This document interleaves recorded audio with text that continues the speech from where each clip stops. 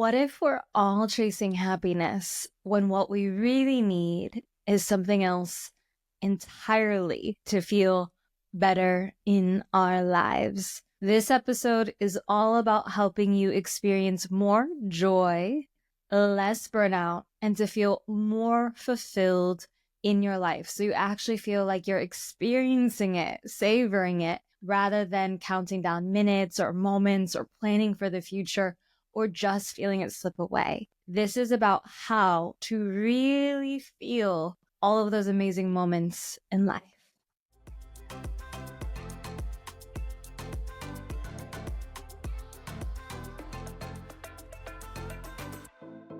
We'll be talking about three big areas here. The first is going to be joy versus happiness. Why we get stuck in a loop for one, continually chasing it instead of experiencing the other, the one that we actually need that keeps us going. We'll also be talking about how we reframe your perspective so you have more moments of purpose and fulfillment and just that excitement of being there and truly experiencing it instead of always worrying about the past or obsessing about the future. And then lastly, we're going to talk about small actions to really help you build this joy into your life. You want to get comfortable, whether you are running, walking, cleaning, whatever it is that you're doing as you listen to my voice. Let's get you into a feeling of really savoring life. The idea for this episode came about because I'm currently in Rio, in Brazil, and Carnival has just wrapped up. And Carnival is this time where people are completely free. You see them dancing in the streets. There's tons of music, lots of colors and costumes, and it has this air of just celebration. It's an incredible energy. You feel like, I guess it's the opposite of, if you walk into a room and everyone is stressed and anxious and you can feel that energy, you know how it brings you down? This is the opposite. It is the ultimate high to be in this kind of energy and setting. And it got me thinking, is there a way to capture this joy in our everyday lives? What would that look like? Now, you might have heard of the idea dopamine menu. And this is the concept of when you're in your life, think about the things that make you feel really good. For some people, it's running. Some people, it's meditation. Some people, it's a walk in nature. Some people, it's a conversation with someone. Whatever it is, you have your own individual dopamine menu. And if you really want to have your days more balanced and not feel so overworked or burnt out, it's important to pull items from that dopamine menu into your day. And I would argue that Carnival is kind of the ultimate dopamine menu. Everything served. We won't live that way always, but there are certain elements that you can incorporate. And here are some of the ones from Carnival that I find to be so uplifting. The first one is the saying that you'll hear again and again here. During Carnival, there is no tomorrow. There's only right now. There's a lot of music and movement. When you have movement and music, it reduces stress. It stimulates the brain. And there's this special kind of magic that happens when you are actually doing movement and music together communally. This amazing rush of feel-good endorphins. You're already probably thinking about, your favorite workout class or when you used to or still go to the club.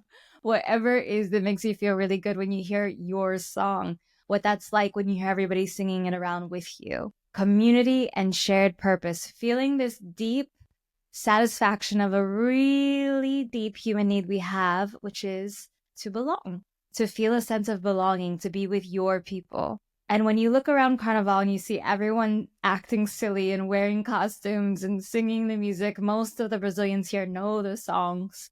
It has this feeling of belonging, even if you're not actually from that culture. It taps deeper than language. It taps deeper than nationality. The fourth element of Carnival, which we could definitely incorporate, is playfulness, getting into that creative play mindset that we have as kids, where you feel just like, let me unleash my inner spark. And I have seen some wild costumes during Carnival, everything from Marge from The Simpsons to There were like hula dancers, and I've seen some very questionable leotards. But you see everything that's fine. It's playfulness. It's unleashing that creativity. And I think one of the most enjoyable parts of Carnival, for me at least, was choosing those outfits and being able to have those moments, which in adult life we have so few. And then the last thing is this massive communal, everybody, energy of contentment. Everybody is there and they are enjoying, they are celebrating life. And that has such a physical feeling. Like you can actually feel your mood elevate when you go into the middle of these street parties, these blocos. And it also has the emotional effect. It just creates this really big air of festivities and festivals, feeling that, knowing that everyone around you in that moment is content. It's like your nervous system calms down. And we have definitely felt the opposite of that. Usually, commuting to work, stressful meeting, you know what I'm talking about, how that feels physically different from this. So let's go into the 3 ways that we can really start to bring this joy in. The first one is understanding the difference between joy and happiness. These two are confused so much, but happiness is a fleeting moment and joy is more sustained. It impacts your well-being for a little bit longer. They can overlap, of course, but what we're often caught doing is chasing these fleeting moments of happiness, these short-term goals, instead of creating this underlying experience of just joy. A fleeting moment of happiness would be you got the promotion. It's great. You feel good. A moment of joy would be actually creating the career that you want, or let's say me creating my own business after all this time. That's more sustained because I have this deep sense of purpose and fulfillment, which is going to continue long after that initial this has happened event. So think about happiness, a short little clip in a film strip. And then joy is one that keeps going long past when the credits are rolling. That's how you think about them a little bit differently. And so you can naturally see how joy would be one that is more sustaining for us and better for our well-being. And they talk about this in positive psychology. It's this idea of hedonic, which is pleasure-based, versus eudaimonic, which is more fulfillment. It's more this deep well-being. Those two things are very different. And so you can think of hedonic, pleasure-based as happiness versus eudaimonic is more, how do we get a sense of fulfillment? You can also think about happiness as more immediate gratification versus something that's a little bit longer and steadier. You could also think about it as something that's externally triggered for happiness. I got this promotion, therefore I am happy. This person finally called me, therefore I am happy. They answered my messages. If we're talking about joy, it can be more internal. I feel like I am doing the work and the impact that I always wanted to. That is internal to me, and the external does not matter. When you look at joy, it actually has a different mix of neurotransmitters, of which serotonin is one, and that is a lot more linked to our overall regulation of our emotions and our well-being. So when we do regular practices that cultivate joy, we are creating longer lasting positive states in the brain.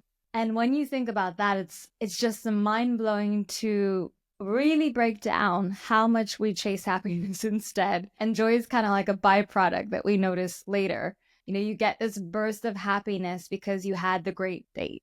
But then what about the joy of, I don't know, like pursuing something you really love, like dance or art? That is what is really going to push you through. It's not to say don't have happiness. We like that. But as someone said so clearly, and I always think about this, is you can't have happiness all the time, just like you can't always have grief or anger. So I'm going to bring this to you right now. I want you to think, to make this actionable here. First, little experience. Think of an event that has made you happy. So this is a fleeting, external, transactional thing that made you happy. Then I want you to think about a moment you would describe as joyful. So this is more sustained. It probably involves some sort of connection with something deeper than yourself. Sense of meaning or purpose. What do you notice in terms of how you feel when you think of that joyful moment versus that happy moment? Do you notice any differences in how you think about them physically in your body? I often think of, for happiness, it's almost like this spike, like this euphoria, like this tummy roll. And the joy is more calm, like I don't have to worry about anything, but still feels good. As you go on each day, how do I bring more joy in? Which is, of course, our action task here today. So for this part, I'm going to give you a journaling prompt, but you don't have to actually write this down. You can also just think about it for a moment, pause me, or come back here. For today, and for the next 4 days, ideally, 5 days total, write down one quick note answering this question. What moment felt like joy today? Because your joy is different from my joy. I love dancing. Not everybody does. I love painting. Not everybody does. I really enjoy being an entrepreneur. For you, think about today now, one moment, or yesterday if it's early for you right now, of real joy. And then do this practice the next 4 days in the morning. So we can start to become more intentional about you creating that joy. That's the whole purpose of the journal exercise, is if I can recognize what gives me joy, then I can create more of it. Where we move on to now is reframing your perspective, creating more purpose, fulfillment, despite what happens to you, or if you're not where you want to be in life. And this comes back to part of our perspective problem, is that we have these two deepest fears as human beings: not being accepted, not being enough, and judgment. And if I think about the judgment piece, I remember as a kid, I couldn't stand recess, that 45 minutes to an hour when they threw all of us kids out to play. And there's no structured time of you do this, you interact with these people. I felt very shy and very lost. And I had a lot of fear of judgment, that I wouldn't be able to connect. So I hid in the bathroom every recess for years. I don't think anybody knew. Just hid there because I had such a fear. And you can imagine that feeling of not being accepted, my perspective there of the judgment, kept me so paralyzed, and the way I saw the world and people was very limited. If I contrast this with Carnival, where people let go of self-consciousness, they let go and they just collectively celebrate, they let go of judgment. You could see the wildest outfit. I can't tell you, how many outrageous things I saw, from furry ears to tails to whatever. Met someone who dressed as a box. You see these things, but there's no judgment. There's just like a kind of funny thing with it, that this is a safe space. And the feeling that I had, that people around me felt, was so different when I contrast that to me hiding as a little kid in the bathroom, scared to connect. Your perspective, the stories you tell, they influence how you see the world and how you act. How we frame a situation determines what we think is possible and the contentment we feel. So there's also this idea of this broaden build theory. It's the idea that if you have a more optimistic and curious perspective, you will naturally have more experiences, connections, and experiences fulfillment. Because if I go into a situation where I'm scared and I just hide, which sometimes, we got to do, I'm not going to actually experience the connections, the fulfillment, the purpose. And a lot of times we fall into that because something's scary or different. Move forward, even though you're scared, we've heard it so many times, is what allows joy to happen, is what allows these deeper moments of really connecting to what you want and need. Pick one stressor that you have every day. It could be your commute, your meetings. It could be when you have to wake up your kids. It could be dreading a workout. Think about one stressor you have almost every day and rewrite this narrative as, what's another way to think of this? The classic example, this is not a recurring stressor, but in Carnival, it is mad. There are tons of people, and there are moments where you get stuck in the center of them. And you can keep pushing and pushing and pushing. but it's actually easier sometimes to flow with the people, to embrace the music for a moment. This is what I mean with thinking the stressors a little bit differently. And related to that, because if we reduce the stressor, cultivate more joy, but also let's infuse a little bit of enjoyment into your day as well around that stressor. So an example is this. When I would commute to work, I would take sometimes an hour on the subway. I'd have, I don't know, just maybe a few minutes right before I needed to leave. And I was rushing and I was tired. And then I saw all these people and I couldn't, I'm short. So I was always in someone's armpit. And I remember the day I was thinking, you know what? Let's just add 5 minutes to my morning. I will wake up 5 minutes earlier. And having just those 5 minutes for me made the rest of the day easier because I didn't rush as much. And I didn't feel like my whole day was contributed just to me working or doing stuff for other people. So sometimes it's about infusing a little bit of moments that disrupt the stressors as well or offset them slightly. And the whole point of this, the whole point of why I've talked about reframing the situation, having moments for purpose and flow and all of this is because when you do that, you create space for joy. If there's no space for joy to enter, then it doesn't. And you will feel that absence. So this is where we get into the final part of this episode, all about one of the biggest parts of joy, getting it in your life, the small, tiny actions you can do to do that. And I think one of the biggest things we can do is own our time. Because when we feel like time is ours and we are creating it, we're not bound to someone else's time, is when we are the most free to enter flow, to do the things we want. I recognize a lot of us work a lot. We don't have so much of this, but creating a sense of the time is yours will shift the way that you feel about your obligations and your day. I remember when I was little, kindergarten, 5 years old, I remember sitting in the back of the room and we had the little fake clock, circular clock with the little 2 hands. And our teacher was trying to teach us how to tell time. And I could not, for the life of me, I think it took me a year and a half. I could not tell time. And what I recognize now is that I didn't want to.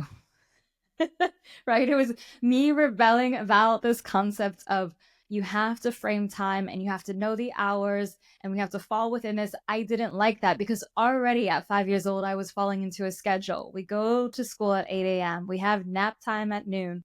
Lunchtime is now. Like already my little body was not happy with this. And I recognize that routine is important. A lot of us have it. But having these moments where we don't have to do that because it's naturally not something we like. It's not natural. You might like order and structure, but having set time that is not yours is not anything that anyone likes, whether you're type A or B. And this is like carnival. Time dissolves. Things are supposed to start at a certain time and they don't. They're supposed to end and they don't. And the funny story was, I remember speaking to someone who went to a party and they asked the DJ, when is this party ending? And the DJ said, I don't know. And the guy asked, well, how long are you working till? And he said, until everybody leaves. Different sense of time here, right? This is interesting because a lot of psychologists talk about this with time, about if you have more autonomy and sense of control over how your time is spent, you have a higher level of life satisfaction. If, however, you have time scarcity, that often triggers unhappiness, the opposite of happiness. It makes you feel powerless and it drains your creativity. If you can instead create time affluence, your overall life satisfaction rises. Honestly fascinating to see the studies on this, where people who have time affluence, which they probably wouldn't describe it that way, but they're looking at how people define this, they report higher life satisfaction and better emotional well-being than people who are time poor. And time poor people are often rushed and they are overscheduled, which undermines their mental health. It blocks opportunities for joy.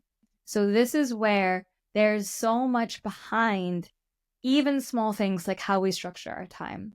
And a question I would ask you, I've done this with clients a lot, is what did you do for fun before you worked every daylight hour? That's something you want to bring back. Because when you have more control over how you spend your time, even if it's just a couple minutes, I know a lot of us work really hard. It means deeper fulfillment. It means more space for joy. If you're not feeling a lot of joy, it's because there might not be a lot of space for it. So let's bring in a little experience for you. Think about a hobby or a playful activity that you really loved as a kid. For example, drawing. Think about what would a 60-minute to a 5-minute version of this, what would it be now? So if you used to love to sing, this could be humming a tune, right? Just like singing a little bit, singing a verse. If you liked to dance all the time, just a little shake of the hips. This sounds silly, I know, but if you haven't tried it, what do you have to lose? Now think about this 60-second thing. And if it's something you can do now, like for example, the little shake of the hips, do it. I'm doing it right now. And notice how your mood shifts, your energy shifts. I can even feel like a little bit more lightness from doing that. The big task though for you in this final section is this. One of the hardest things you're going to find when you try to bring in joy, when you try to reclaim your time, is that you have an overfilled schedule and you are constantly connected.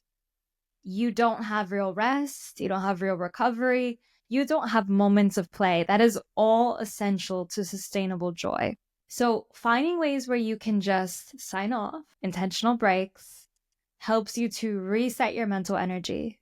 And it helps you to increase your sense of fulfillment. This is a small thing, like something that I do, and I want you to be thinking about what you could do. I will often leave my phone when I go out for just a quick walk in the day. I won't take it with me, or go to the grocery store, leave my phone. Because in those moments, then I am fully present. I might not feel joy when I'm stuck in the line at the grocery store, but I also don't feel hyper stressed because I have my phone that I'm also checking messages I can't respond to there. So think about what it would be for you, because the main idea with all of this is having everyday playful moments will fuel you. It will help you perform better, have better connections with people, see life in a more uplifting way.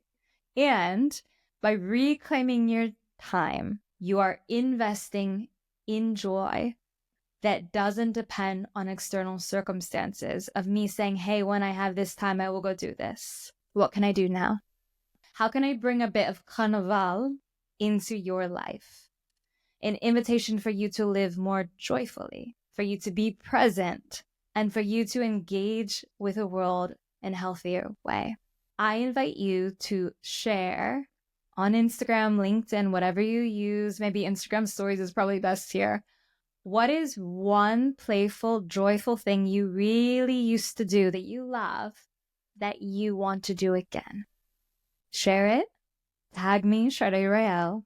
I'm always curious to see what other people come up with for their ideas. And I am sending you so much joy well beyond Carnival. And I will see you in the next episode.